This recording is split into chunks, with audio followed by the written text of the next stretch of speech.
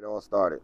How did growing up in DMV area help your mindset with Well, basketball? Like moving forward, how did that help your mindset? man, growing up in the DMV, Yeah, more specifically Alexandria. A lot of people yeah. don't know that I'm from Alexandria, Uh huh. Virginia, Uh and huh. that's because um, after the eighth grade, I went into Archbishop Curl, Mhm. and I didn't go to TC Williams, I didn't go to Minnie Howard and things like that. Oh, But I so try to that's why tell they don't that's know what that. that's the disconnect. So when you don't, pretty much where you go to high school is pretty much where you stake your claim. Yeah, And yeah. like I said, a large amount of my work was done in DC and Maryland. PG, But yeah. being from Alexandria, Virginia, just like I said, my rec center, William Ramsey Recreation Center, Mhm.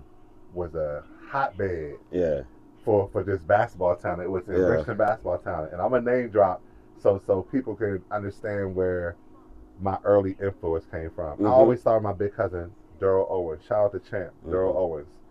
Um, one of my that's like my greatest influence. Yeah, Just because I was around him a lot. yeah, You know what I'm saying? yeah. From an early age, I followed him around the rack, Mhm. whatever like that. You know what I'm saying? They used to try to kick me off the court and things like Yeah. that, buy me soda, buy me chips, Yeah, and that was their bribe to try to get me to not play. But yeah, I was a big youngin. You yeah, know what I'm saying? But I was yeah. so young. I'm like 12, 13, trying to play with the 17-year-olds and stuff Yeah. like that. So shout out to Dio. Then you got the likes of Michael Horton, Mm, Damon Jackson. mm. Let me state where these guys went to school. Michael Horton, probably my second greatest influence. He was Mhm. my recreational leader. Yeah. This goes to show you how a recreational leader, because I served as a recreational leader when I Mhm. came home from the summer, from college in the summer. I was a rec leader. Okay. Michael Horton was my rec leader, but I knew that he went Yeah. to TC, did this. Yeah. I knew that he went to Allegheny, did Yeah. this, and then Allegheny. Cincinnati. Yeah. That's why Cincinnati to this day is my favorite college basketball Uh team huh. because of That's great. Michael Horton. Yeah. So Michael Horton, University of Cincinnati. Mhm. Damon Jackson, Mhm. Georgetown University. Mhm. Kobe Turner, University of Dayton. Val Brown, George Washington University. Yeah. These are guys that I saw every single day. Mm. So when people look at, Christian Boo Jackson, kid from Alexandria, where did all this basketball, where did this love for basketball come from? Mhm. That was a lot to and what I'm saying, to indulge. Yeah. Yeah. And like as a young man, I was only like 10, 11, and 12, and I'm Mhm. saying these guys come through. Like I said, Early. they Yeah. go into these high schools, they go into, what I'm saying, TC Wells, Mount Vernon, Lee, all these Mhm. schools like that. Then they go into these colleges, Georgetown. Mhm. So I was just overwhelmed with all of that, and I stuck with that. Yeah. You know what I'm saying? I Yeah. stayed at the recreation center. Eventually, when I turned 13, those Mhm. guys allowed me to play, and that's where they created a monster. Yeah. Because those Yeah. guys were who they Yeah. were, Yeah. and I'm That's 13 great. years old, supposed to be Uh playing with huh. sixth graders, seventh graders, and eighth graders. But I'm 13 years old, really expecting to get over on Michael Horton, Mhm. Damon Jackson, Mm. Kobe Turner. Yeah. Kobe Turner Yeah. led NCAA in three-point shooting. Yeah. Yeah. I was gonna leave him for last. Keith Bogans. Yeah. Yeah. Like these are the guys who I played with Man. every single day Yeah. as a youngin, and I'm glad he And if said you that. know Keith Bogans, he was like that, These were even my in the league. these were the guys. These were my surrogate cousins, Uh huh. surrogate brothers. Mhm. So they That's they my rec family. center. They This family. is Yeah. every Tuesday and Friday night. Yeah. This is a non-negotiable. John Adams. We bumped up there on Saturday mornings. Like Mhm. I didn't care where the bump was. Mhm. I had to be in there with all of those guys Mhm. because for me, I was starting to get a little name myself just in the rec leagues and stuff like that. Yeah. So, Yeah. the rec leagues and college basketball is Yeah. apples and oranges, but Yeah. Yeah. because I was with those guys at the rec, I didn't Mhm. see that divide. Yeah. So that's where growing up, like I said, growing up in the DMV, once I got to DC and Mm. Maryland and things like that, I Yeah. was already so Joe basketball Yeah. that once I Yeah. got to DC and once I got to Maryland, it was just about putting my upbringing and all of that Mhm. on full display. Yeah. What role did AAU play in your development? Yeah, I started with YBOA. If Mhm. anybody ever remember, Yeah. I was in Alexandria. We wasn't you know, an AAU team. Yeah. We were a YBOA team, so we went to Danville. You know what I'm saying? We went to Virginia. That's the so it was country, like too. it was like right. Yeah. So we went to Danville instead of Hampton. We went to Virginia Beach instead of Myrtle Beach. Yeah. So our tournaments were more local. You know what I'm saying? Maybe an hour, 2 hours away, or whatever like that. Because you gotta understand, once I got to AAU, Blue Devils, Nike, flying us everywhere, tennis shoes. You know what I'm saying? The Rising Stars, we had the panhandle. Yeah. I used to steal my panhandle money. I'm out there, people they giving me a handful of ones and all that shit. I put $2 in my pocket. Yeah. So like just stuff like that, like the you know what I'm saying, the growing up and things like that, growing up and stuff like that, like you know, the AAU and all that stuff like that. Like I said, the YBOA was a more humbling experience. You know what I'm saying? So that's where I think, because I was, you know, I was talented at a young age. Yeah. Playing against YBOA and not, you know, challenging myself early with AAU allowed me to like have this sense of entitlement. Like, I think I'm the best player in the country when it comes to YBOA. We done went to Florida. I mean, I'm scoring 40 and 50 as an 11, 12 year old, you know, whatever like that. So we end up running to AAU teams because we just wanted to bump, or you just get into a tournament like a jamboree, whatever like that. So we end up playing different AAU teams, and of course, just we wouldn't win the game, but in terms of my offensive output, I would score 25, 30, whatever. So we ended up playing the Blue Devils at O'Connell. This is when everything changed. We played the Blue Devils at O'Connell. They got the likes of Tywan Lawson, Marcus Ginyard, Roy Hibbert, Eric Price. These are the kids that's on this team. That's what I'm about to ask. On that team. You know what I'm saying? Guys are future NBA guys. Dante Cunningham. So all these guys are on this team. We play against them at O'Connell. They beat us by like 15, whatever like that. I had like 30-something, maybe 40. Yeah. Coach Rob, Coach Ray comes up to my coaches after the game and say, we would love to have this young man be a part of what we got over here, because we know y'all not doing no AAU or nothing like that. Let Christian come on with us. Let Boo come on with us. Yeah. And my coach, Donald Palmer, Lord have mercy, can't say enough about him. Love you, Coach Palmer. Coach Earl, they let me go play with the Blue Devils. They didn't do all this stuff how you like now, keeping kids and all this stuff. They knew that this is what he wants. He wants the AAU. He wants tennis shoes. He wants to travel.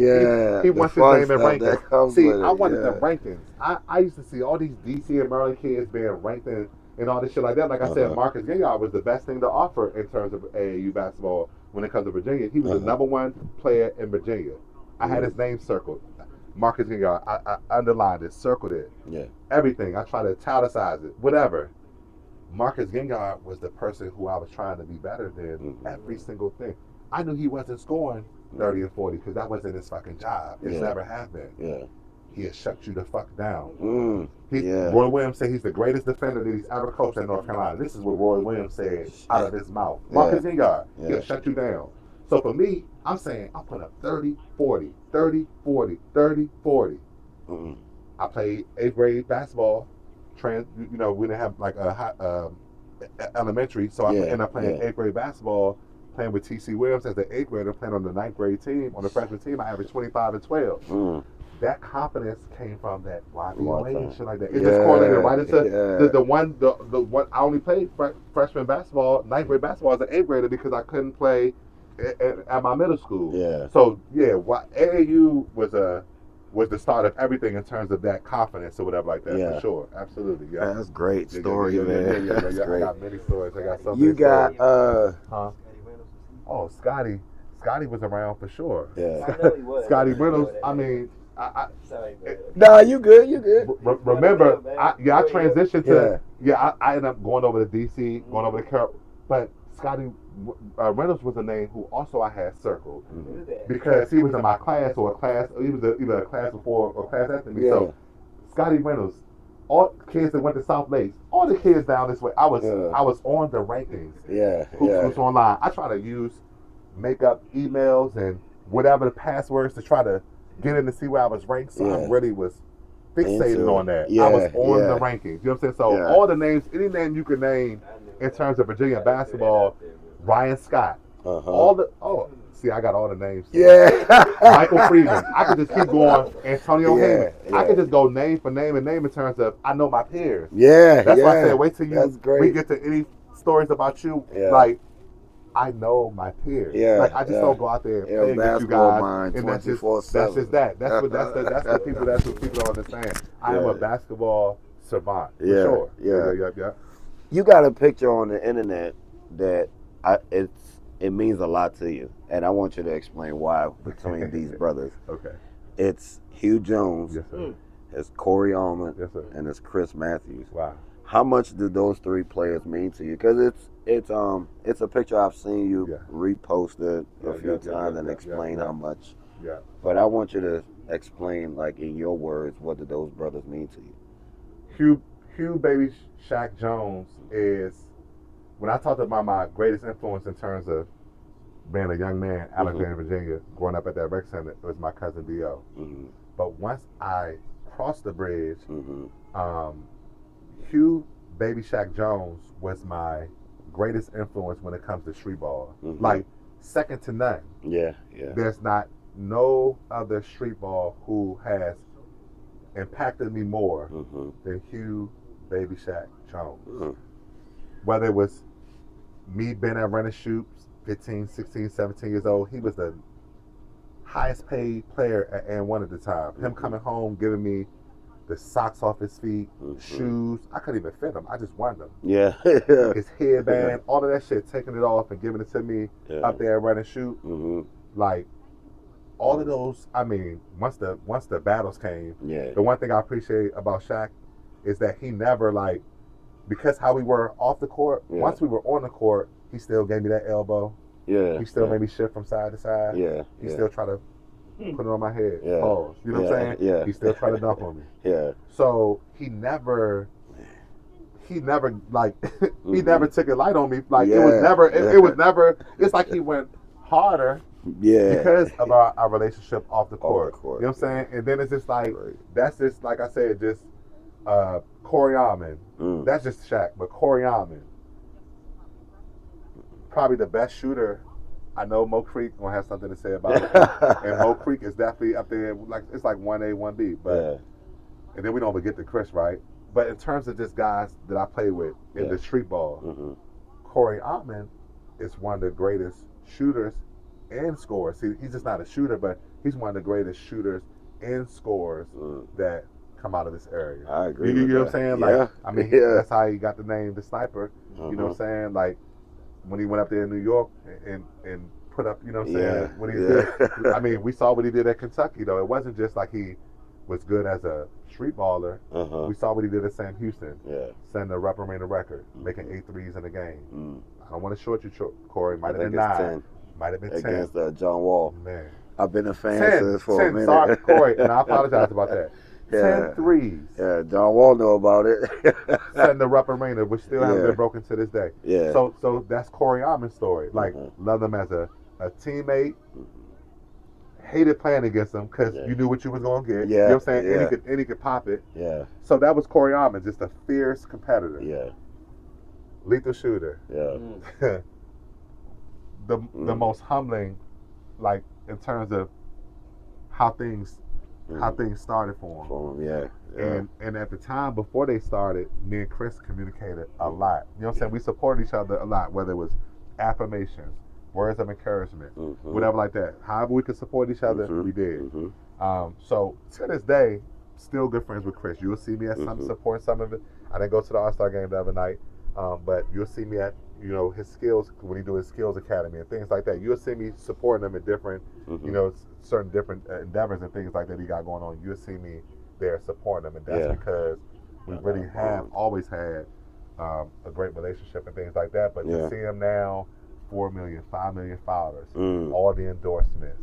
I mean, like I said, you can't mention anything with Red Bull or anything like that without mentioning Lethal Shooter. You can't mention anything that goes on with Jordan without mentioning Lethal Shooter. So to see how he's, you know, the success he's having, to see how he started, like I said, whether it was staying with people, all of this stuff like that, I seen Chris go through it. I seen life limits presented early and often for Chris. So to see what he's become is just It's great. I can't put it into words. Yeah. I follow him as well. I like his work. Shooting off the moon. Yeah. Shooting off the People pyramids. I'm sure a lot of the followers. It's second to none. Yeah. You know what I mean? Just in terms of his content, it's second to none. They probably with the shooter. big shout out to him. Yes, sir. A lot of his shooters, a lot of his followers will probably at some point want to think he can't shoot like that, but no, he can really shoot. He always he can really shoot it. When he was at National Christian, he could shoot when he was at St. Bonaventure. He could shoot when he was at Washington. He could shoot. So he would shoot when he was a pro. So people give Chris a hard time just because of, like I said, he's global. Yeah. So when you've created a brand and an image and likeness like that for yourself, everyone's not going to like you. Yeah. You know what I'm saying? So that's just that. You know what I'm saying? Everybody probably want to challenge him. Of course. No, he's probably got a lot more going on. Yeah, absolutely. 1 year you did. Okay. 1 year in Frostburg State, you played one season. You averaged 25 points. You were second in the whole nation in D3. You scored 30 points, over 30 points in 8 different games. I didn't know that. You had a single season record. Well, you were 4 points short of the single season record. You finished with 670 points in one season. Yep, for the conference. Yeah. Yes. The record is 674. Yes. Yeah. So tell me about what, because that's when I heard about your one season in Frostburg State. Yeah. It's like, man, he went crazy. Like 25 a game. Yeah. Tell me about that 1 year and how did you from DMV to Frostburg State. That's Frostburg State is. Yeah. I don't even remember the area because we played against them when I was in college. I just remember up in the mountains, Western Maryland. Yeah. So how did you keep your mind motivated with like coming from the city to that situation? I knew while I was there. Yeah. True story. When it was time for me to go to Frostburg, I have exhausted pretty much all avenues in terms of years, eligibility, all those things like that. So my only option was to go to a D3 school. Yeah. I looked at Goucher, Stevenson, and Frostburg. I had filled out questionnaires. Yeah. Like people don't believe me when I tell them this, but I was so desperate that I had filled out the questionnaire like a person that's like a young man that's desperate, that's really trying to get in school, that never played D1, never played D2, whatever, never was all this stuff. Like, I humble myself. Yeah. I filled out the questionnaire, wrote my name, your address, all the general information. When it got to your achievements and things like that, I didn't hold back. Because I wanted the questionnaire. I didn't want them to just receive. I'm sure they receive a lot of questionnaires. I didn't want them to just receive the questionnaire and throw it to the side. So I put everything on there, like all met, all state, all kinds. So it almost seemed like as soon as I sent the questionnaire in, I got a call back from Sean Brown. He was the assistant coach up there. Shout out Coach Sean Brown. He called me immediately. Yeah. And he said, hello? I said, hello. And he said, is this Christian Jackson? I said, yes, sir. This is Christian Jackson. Yeah. And he said, well, I just received your questionnaire. He said, you really trying to come here? Yeah. I said, yes, sir. Like, you know what I'm saying? I'm looking at 2 other schools or whatever like that. Yeah. But I'm, Frostburg is one of the only schools that have my degree. You know what I'm saying? That has my degree there. So I said, my concentration. So I said, well, let me, he said, well, let me come see you play. You know what I'm saying? When is the next time you're going to be playing? I said, well, I'm playing down at the Pitts League, Largo. You know what I'm saying? Yeah. I said, I'm there playing at the Pitts League. Them games were starting at 9, 10, 11 at the time. Yeah. So I said, I'm playing down at the Pitts League tonight at like 9 or 10 o'clock. I said, you know what I'm saying? Come watch me play. Yeah. You know what I'm saying? Or whatever like that. He said, man, I'll be there. I said, well, where are you coming from? Are you in Baltimore or are you at school? He said, I'm in Frostburg. I said, you still you gonna come down there? He said, man, I'll see you tonight. Yeah. So one thing about me is I don't think courted is the word, because that is more applicable to a female. But I'm always like, go where you're wanted. Yeah. And go where people invest in you. And I felt like that man driving 2.5 hours, no matter what Stevenson and Goucher was talking about. Yeah. I knew once he made that pilgrimage,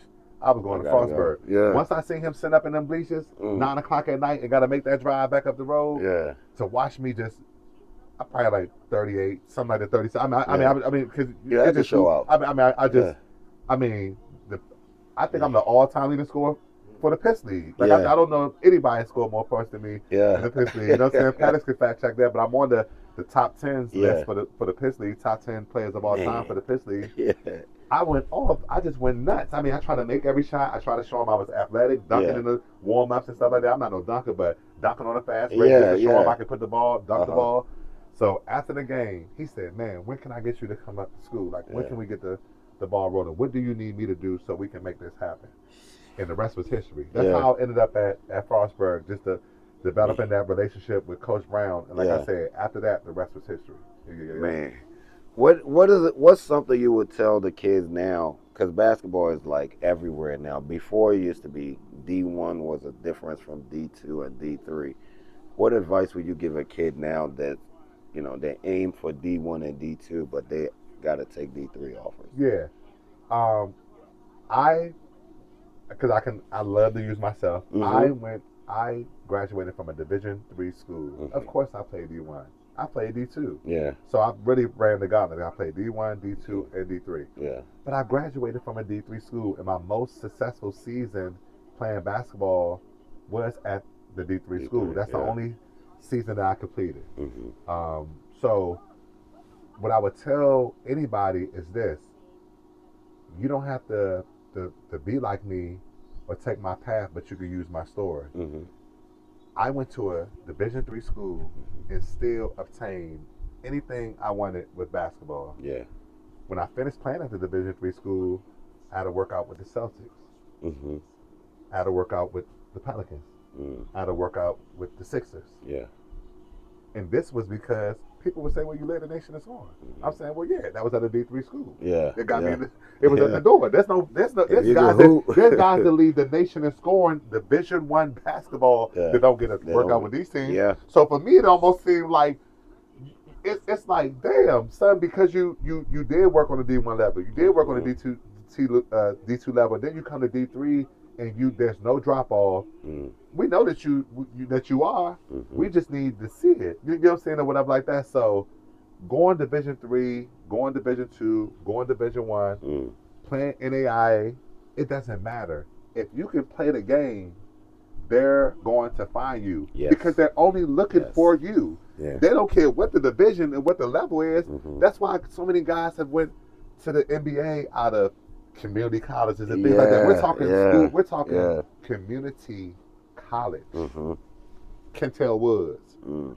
I ain't even gonna start naming because it used to be you could name 2 or 3, but now it's just so many guys I can't even name. Guys go to the NBA out of community college. Mm-hmm. We're talking PG County Community College. Yeah. A young man can come up through there and go to the NBA. Yeah. Like there's nobody's gonna look back and say, "Damn, he went to." We are because we're this area. We're gonna appreciate. Mm-hmm. That's gonna be like another bragging for us. We're gonna be like, we got a young man that went to the league out of PG County Community College. It's not gonna be like, oh my God, I can't believe it. Pritchard County Community College was the #1 team in the country for years. Yeah. Yeah. And Little Old School with Largo. Players too. Like I'm talking about, they were the #1 community players. college, and I know all that D1 Division II. No, Division I. They were the #1 community college in all of the country. Division I. Mm-hmm. So that's what I would tell youngers. You can go anywhere you want to go. Yep. Go where you want to go. Yeah. Don't go where your buddies go. Don't go where guys that you in the NBA where they went. Go where you want to go. Yep. Because to be honest, Right, I showed it. I wanted to go to Frostburg. Yeah. I filled out a questionnaire. I stated I wasn't on a scholarship or nothing like that. I went there. I had to go to class and things like that, obtain my degree. So I really went there and took full advantage of the opportunity and still had workouts with various NBA teams, still went and played in China, things like that. So it's just like, it didn't negate anything. Like, your road travel is different. But come on, like you can go anywhere and make it. Yeah, that's what I was telling you. You can go anywhere and make it. Yep. What is was there ever a time where you were ready to just say that's it for basketball? Yes. And what pushed you to keep going? Yes. I think there's 2 different spots where I was like, you know what, this is a lot. Yeah. In 2010, before I ultimately ended up going to play out there in Kansas in Emporia State, I was going to Prince George's County Community College. I was sitting on my mom's couch. I was overweight. I was like 40, 60 pounds overweight. I was smoking, drinking every day. I was eating carry out every day. I was going to the clubs every day. That was like one of the lowest points for me in terms, because in 2010 I was only a sophomore. Yeah. All of my buddies, these guys going first, second round, they're going to the NBA, they're going to the NFL, things like that. And if they weren't doing professional sports, then they were closing on a home, opening a business. I was on my mom's fucking couch. Yeah. Working at the rec center, whatever like that. So that was one time where I just said, you know what? In terms of basketball, even though I was only a sophomore in college, there wasn't an entity that I could go to. Yeah. I was getting in the club before Raheem Devon and Jay Holiday and all these guys, and I was just a fucking street ball player. Yeah. I had already made the legend was starting to form at that point. Yeah. I was just on my mom's couch. So like I said, smoking, drinking. I know I got a game tonight. Go get my hair cut. That was popping. Yeah. In terms of, look where I'm at. I'm in the DMV. It's the chocolate city. Yeah. The street life is, the nightlife is second to none. Find. Yeah. And I'm popular. I don't gotta pay for nothing. Yeah, that'll I get ain't you. from no hoods and all this shit like that. I could just go out and have fun. So for me, home was the only place to be. But in terms of my personal, how I looked, how I felt, all of that stuff, I was so low. That's why I was trying to overcompensate for it, hitting the J. Yeah. Taking a shot. Yeah. Messing with the ladies. All the pleasantries. I was overindulging in the pleasantries to make up for what I wasn't doing, where I should have been. Things like that. I should have been in the dorm. I should have been going to class. I should have been having workouts 3 a days. Things like that. And I had none of that. I didn't have no structure. Anything. That was one time. And then, like I said, just 3 years ago, 2022, transition out of my home, pretty much transition out of everything, whether it was my relationship, whatever have you, just made a complete transition, right? Didn't have a car, didn't have a place to stay. I was displaced. I lived in a hotel for a year. Yeah. Probably more than a year. For about 14, 15 months, I resided in a hotel. Things like that. Yeah. Wash my clothes before I go into work. If I couldn't wash them before I go into work, then I didn't go to work. Yeah. That cost you jobs. All of that stuff. Nobody know I went through all of this stuff in private. See, this you is. See what I'm saying? I ain't mean to cut you off. I'm getting goosebumps. You telling me that, because, man, I went through something similar. But the reason why I'm so happy you came and agreed to come on my channel, because you said this was all 2022. This was recent. This recent. was 2022. Yeah. When things changed. All me and a bunch of other people see is. Boo Jackson at, man.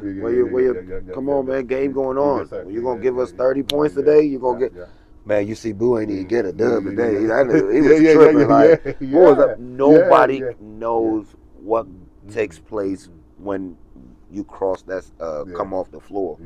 So I just think it's so great, man. Like you going through that and staying strong through it. Absolutely. That speaks a lot of support. It's just a lot of support.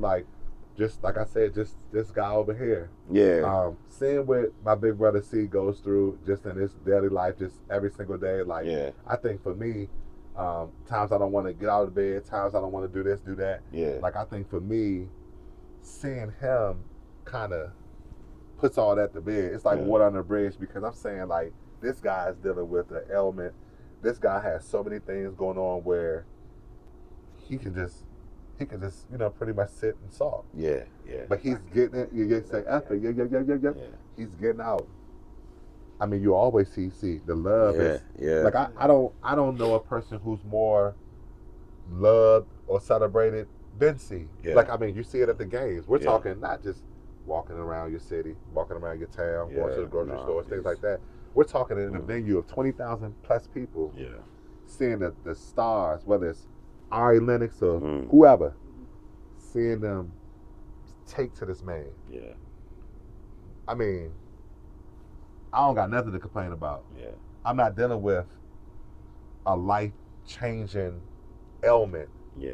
That you have to change you know what I mean? Like, I mean, on top of just life and everything else, like this is just health. That's just one thing. I mean, we're not even talking about like just So yeah, just like I say, I have a lot of, in terms of my village, it's like it's everlasting, and I don't take it for granted. I have a lot of people that I can look to, whether it was their situation, like I said, and say, no, I think it's time to get up off that couch. Yeah. Yes, sir. That's great for you, man. I'm glad you decided to get off and decide to pick it back up, because I enjoy seeing your highlights, and almost every tournament, like you could count on Boo to host that MVP trophy. That's you what can count on That's what I'm trying to. If there's an event and they do have awards and things of that nature, I am not shy about verbalizing that I'm here to win that award. Me neither. It's not like I don't have to still go out there and play. Yeah. Like we done played in so many tournaments, like where it's more than one game. Like we got to go out there and bump. Yeah. But I love trophies. I love awards. I was able to receive a lot of awards as a youngster, and I got addicted to that. You're always. I've noticed that you're always constantly selected to rep DMV.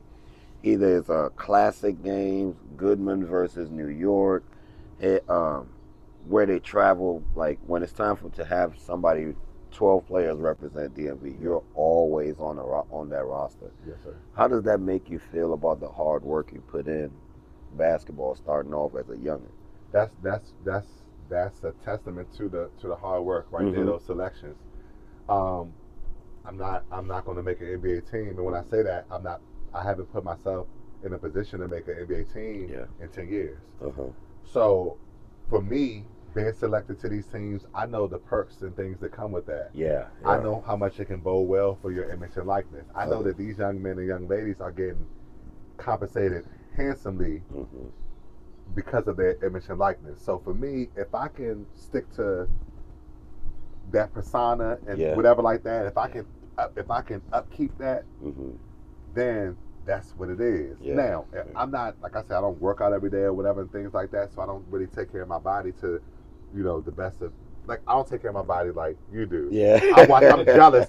I'm almost jealous at times watching you and how much you dedicate and how much, you take care of your body, because your body's your temple, you know what I'm saying? And I watch you really put into that. So like I said, I'd be jealous, you know what I'm saying? I'm like, God damn, you know what I'm saying? If I could just have a little bit of that, you know what I'm saying, that discipline and that work ethic, then Lord have mercy. But that's what it is. It's just being selected for those teams is your trophy. You know what I'm saying? That's your notoriety or whatever like that. So yeah, man, like I said, I always like to play. I never turn down no bumps. I never turn down no bumps, no matter the league. You're not gonna hear me say, oh, I'm playing over here, but I'm not playing over there. So if there's an opportunity over there to make a team, a first team or second team or travel team or something like that, you can rest assured I'm signing up ASAP. You know what I'm saying? Because like I said, those are the the opportunities that we long for. You know what I'm saying? The opportunity to get an all expenses paid trip to go play, get some shoes, stay in a hotel, see a different place. You know what I'm saying? This different city you've never been to. So I'm big on those perks when it comes to,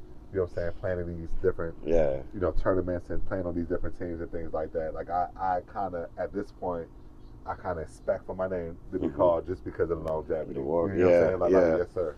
So that goes back to what you said about you could play anywhere and still make it, because you played your last collegiate year at Frostburg, right? Yeah. And since then, like I said, it's MVPs, championships. You earned a nickname out in Goodman. You played in all these leagues, so it's like almost nowhere you can go to in DMV where they're going to say, oh, I don't know who Boo Jackson is. That's I don't know where you've been, if you can say that. That's a testament to your work, your game, and everything. And shout out to the leagues that award me that opportunity. Let me say that now. If anybody's looking, Miles, you know how much I love you, Miles. Big Jeff, God rest his soul. Pettis, Kobe, and shout out to Kobe in the JMO League. Just all of the leagues, I can just go on and on. So if I start naming the four, I might have to name four more. You know what I'm saying? So all of the leagues that have allowed for for Christian Blue Jackson to come in and showcase his talents and give me that platform. I'm nothing without that platform. So I want y'all to know that without those leagues, without those uniforms, the videographers, I always tell Naomi, you know what I'm saying, she did the Miss Six visuals and things like that. I always tell Tricks, all you content creators, y'all capture these moments for me, for us. I'll speak on behalf of all the guys. We greatly appreciate you, and we don't take y'all for granted. Y'all time, y'all resources, whether y'all being paid, underpaid, whatever. We really, really, truly appreciate y'all. Yeah, that's true. Think about how many people wanted to play in every league you just named. Yeah. And you hit the stage where you're at the highest level of those leagues. As we speak on the DMV. Yeah. Levels to everything. It is. Yes, sir. And I don't think about that enough. What you said, see, just I done had young men and older men call me and say, "Boo, can I play on your team?"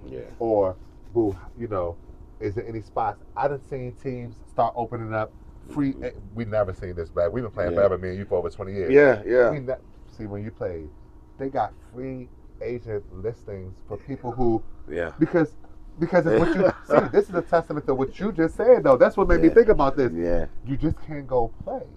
There's some talented guys. No, I'm talking about there's some guys that play D1, D2, D3 that never. I'm gonna look into the camera. That's never, ever, ever play down Perry Farms. I'm there, so I know. Watts. Ever. The Piss League. Maybe you know the venue done changed 1,000 times. You want to Brown Largo. You want to come out Largo. You might be playing the Piss League now, but with C said, like, I done the top, been at the top of all these leagues, but for me, it's just like, I'm so grateful, I'm so thankful that I had the opportunity when some people don't ever have the opportunity to play in these leagues because they don't have a name, they're not from that place or whatever. But like I said, being a young man from Alexandria, Virginia, I was able to transition over there to DC and play in those leagues and things like that. So I'm very grateful and very thankful. Watts League. That's the league I want to. You dominated out there, man. Every time, man. I swear, for a couple of summers in a row now, every time a Watts League highlight is coming on, it's like you're bound to find Boo Jackson in there. In Watts League, right? You're a 2-time MVP, 3-time champ, and the leading scorer of all time in that league. Yes, sir. What motivates you to keep going summer after summer?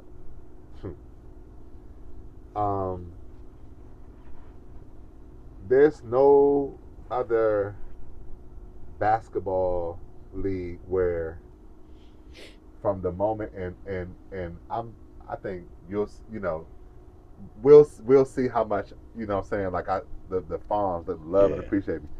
But far as Watts was where I hit that shot. You know what I'm saying? So it's not that I didn't put in work down the farms, but it just so happened that I created my first street ball moment, like my big street ball moment. I like to think that it came down the farms against Lonnie Harrell and them when I had 30. But, you know what I'm saying? Miles was calling me. Watch this, see. When I checked in the games, Miles, I was like 17, 18 years old. Miles didn't know my name, right? So, of course, you write Boo into the book or whatever. He said, Hasim Rahman. Checks into the game. If anybody know who Hasim Rahman is, Hasim Rahman got knocked out by Mike Tyson. He's a big old boxer, right?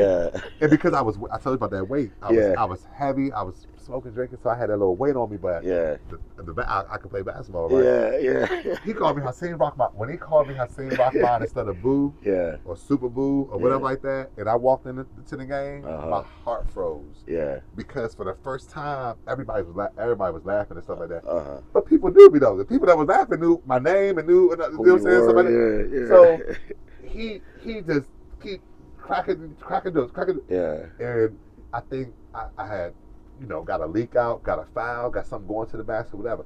Once I scored my first bucket, and then he said, Boo, check the, you know what I'm saying, or whatever, Boo scores or whatever.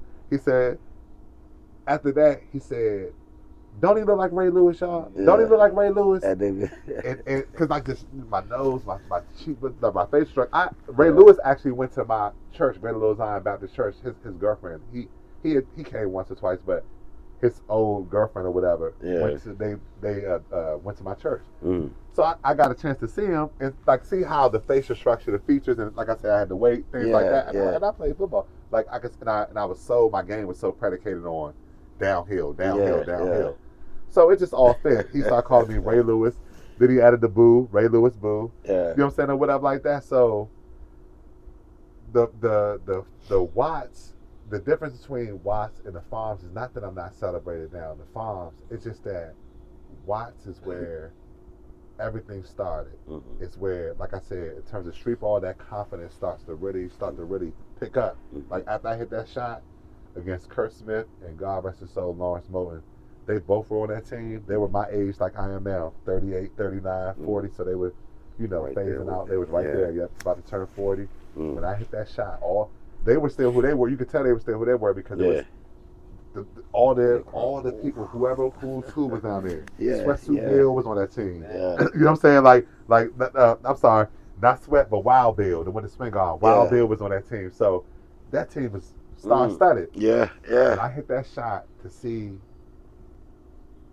just like the life leave the park. Them people, they were stunned. They followed me all the way up the street. Like I mean, I got it on video. Like I never felt nothing like that in terms of like basketball, like as a young man. That's so like dope. that was crazy. And it was like I got the MVP. I'm the first ever MVP postseason, regular season and postseason MVP. Like you know what I'm saying? Like you said, all-time leading scorer. So just like a lot of guys, basketball was happening now. Years before like the tournament really kicked off, but. So just to be a part of that history, man, the first ever to, like, could have been Lawrence Moten. It would have been Lawrence Moten because he had about 30 points that game. You know what I'm saying? So it would have been definitely Moten Elmo. You know what I'm saying? He was still playing good basketball at that time. You know what I'm saying? So if I didn't hit that shot, then like, man. But like I said, once I hit that shot, then that was it. I can't even, when it comes to Watts, like, that's like second home to me. People think I'm from around there. Like, I'm not from around here. But you know what I'm saying? Like, from the moment I get out my car, I can't even pop. A lot of love. It's just the love is overwhelming. I'm telling you. Shout out to Watts. Out of all these leagues that you've played in, leagues and tournaments and traveled around, tell me some of your toughest opponents, some of the guys that you've seen more than once or twice. Like every summer, you're bound to run into a team they play on. I'll start with you, especially early. Playing, you talking about. I'm talking about down the highway games. Like you know what I'm saying? Like I played against you. You've never not played in nothing that you were called upon. You see what I'm saying? A guy like you and myself, we never had to be paid, compensated. No. Nobody never had to give us gas money. Feed us after the game. Gotta get it on None our of that own. stuff. We always was going to come bump. You see what I'm saying? And then once we seen, once I seen you, like I said, once I seen you on the other side, I do that. One that you could, like, in terms of scoring the ball and putting the ball in the hole, people don't understand how tricky you are with that ball. For your size, how you able to shift your body weight like Raymond Felton. You can put the ball in the hole. But then with those people, all this about you, Mo, is that you can score the ball. The reason why no one talks about Mo being a scorer is because back then, your defensive, your like I said, me keep saying defensive prowess. There wasn't nothing like this defense wasn't your MO because you was a baller. You could hoop. You could just play all around. You wasn't no nigga that came for no defense and no shit like that. You could really hoop. Thanks, bro. But because it seemed like everybody else was more concerned with one side was just scoring the ball. You playing against your competitor. So you playing against me, the Baby Shaqs of the world, whoever you playing against, right? And you like, these niggas not about to keep doing all this backing down. You don't you love the bully ball.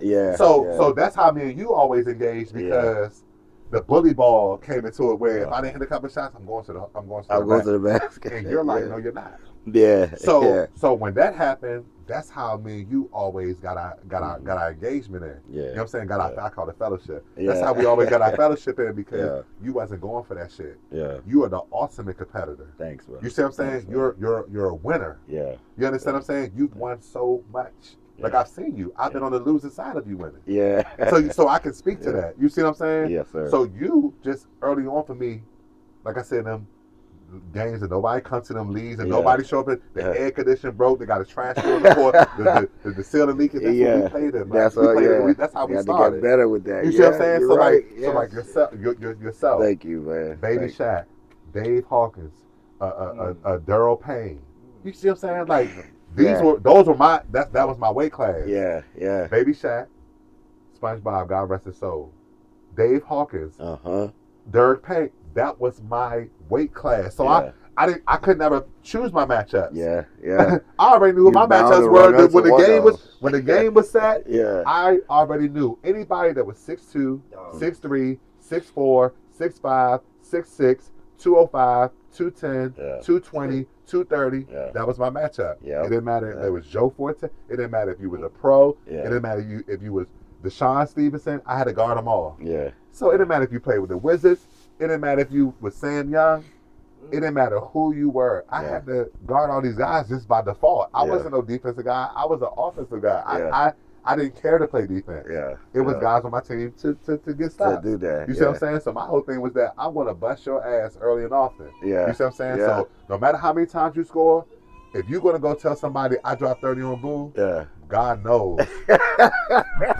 They're going to ask you, what the hell he do? And for you to fix your mouth to say, he only had 15. Oh, he had 20. Come on, man. Shit. So if you was going to throw Boo out there and say, because it's just that I take pride on defense. I think just by me, just like I said, just being a competitor. So it's not, I don't really know any guy that's going to come out and say, oh, I scored 30 because I have basketball is about oil and water. That creates a chemical imbalance for me. So if you think you're going to score 30 points on me, I'm going to fuck you. I'm going to fuck you up. And it's always been like that. Like that shit on Google. You know what I'm saying? All the people, all the teammates I fought, I love all of y'all. All my coaches I fought, I love all my coaches. My thing was that it created a chemical imbalance that I couldn't control. So I would beat your ass. You see what I'm saying? That was the thing. It always got to that. It always got to me getting suspended and shit like that. I was suspended everywhere I went. I went to 2 high schools and 5 colleges.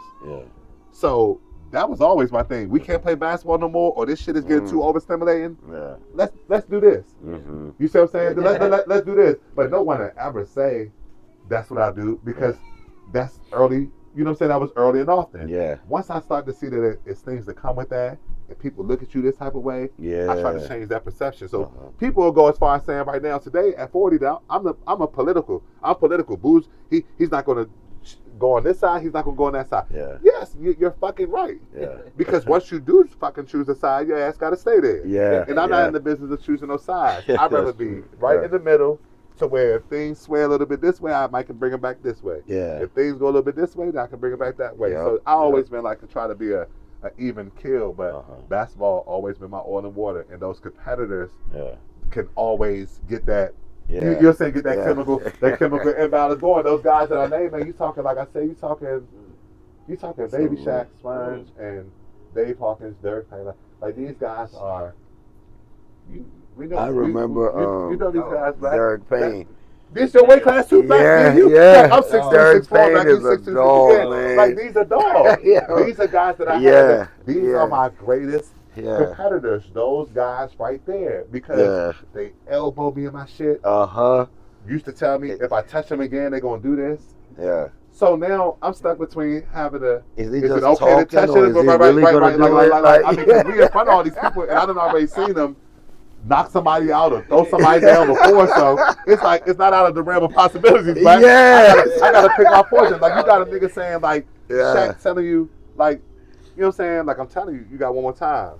So now you gotta really think, are you gonna use that as fuel or you're just gonna be what I'm gonna do? Yeah. And a lot of times they probably be looking like, oh, he's thinking. Oh, he's boom, thinking. he's getting they can tell by the resistance. You go from touching them, right? You playing physical defense or whatever like that, to now they get into their spots to get what they want. Like you can't let that. You know what I'm saying? Like, Oh yeah. Nah, you good. No. That's right. No. Yeah. No, sir.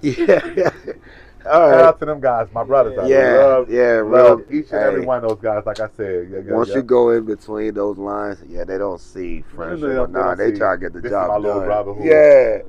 I give them French fries and stuff at the carry out and shit Nah, like that. nah. No, they don't see none They of that don't want stuff. to hear Nah. that. All right, this one of your last two ones. Okay. This one's probably gonna create some kind of controversy Okay. amongst your teammates. Okay. One game for $1 million. Pick 4 other of your teammates to go with you. Okay.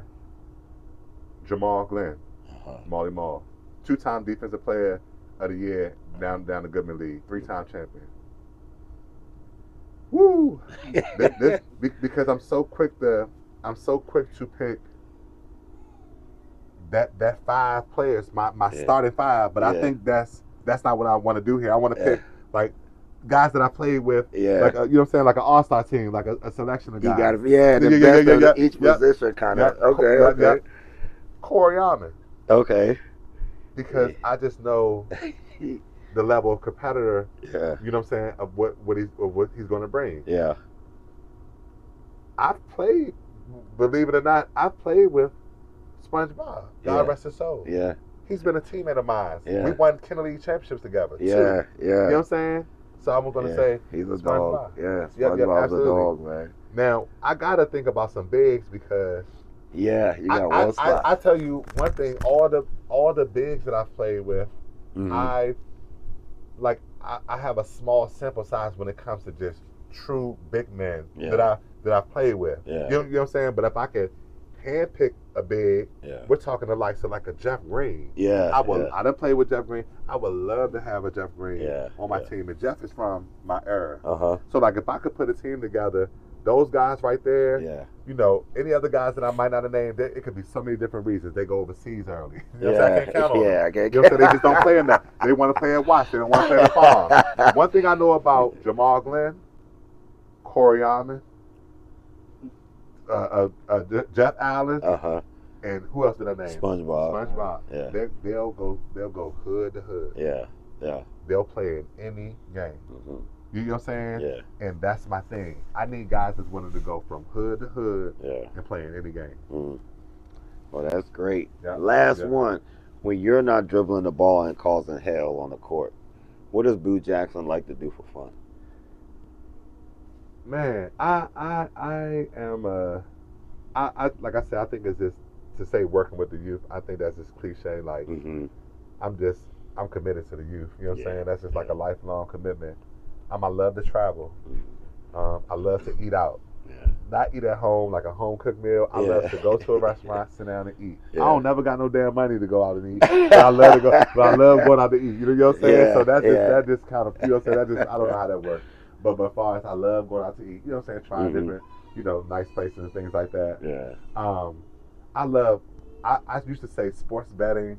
Sports gambling and things like that, but I'm just a sports investor at this point. I love investing in games. Like if there's a game to invest a couple dollars in to make a few more, then I'm willing to do that. You know what I'm saying? And just like I said, just you know, like being able to get out and just be amongst the ladies. You know what I'm saying? Just being in the presence of all these beautiful ladies out here. I love going out and mix and mingle. You know what I'm saying? Like I love to go out have a nice cocktail or having a nice bite to eat or something like that. For sure. That's well, thanks a lot, Christian Boo Jackson, man. Look, I appreciate this. Thank you, boy. Yes, sir, bro. Thank you for sure. Appreciate it, man. That's it for this episode. That's Boo Jackson, Christian Boo Jackson, one of the best players in DMV area.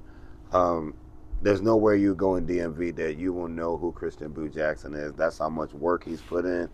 And I'm very, very blessed and fortunate that he's agreed to come on my show. So full episode will be on YouTube by Tuesday. So guys, please like and subscribe this channel. I appreciate you guys that's already done it.